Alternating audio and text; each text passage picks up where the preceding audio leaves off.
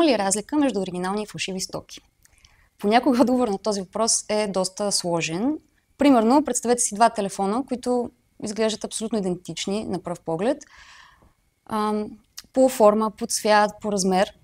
Но започнем ли да ги използваме, веднага разбираме каква е разликата. Единият си работи идеално, другия постоянно забива, няма достатъчно памет, батерията пада бързо, а да не говорим, че и гаранцията най-вероятно няма да е валидна. По какво всъщност се различават? Най-вероятно единият е направен от доста по-ниско качествени материали и оттам идват всъщност и проблемите с функционалността му. И знам ли, може да съдържа и токсични вещества. Освен това, логото и търговската марка най-вероятно са фалшиви и това е всъщност доста често срещана практика. Да е ясно, има разлика между реплика и фалшификат.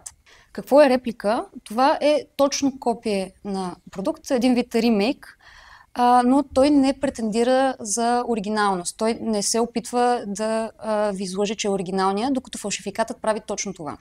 Сега, запомнете как различаваме оригиналния продукт от фалшификата. Първо, оригиналният продукт има ясно отчетлив баркод, т.е.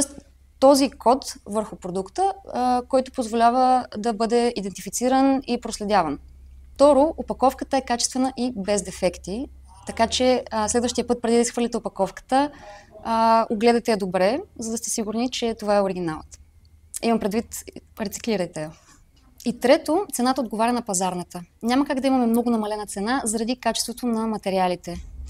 Освен евентуално в черния петък, но дори тогава трябва да имаме едно на ум.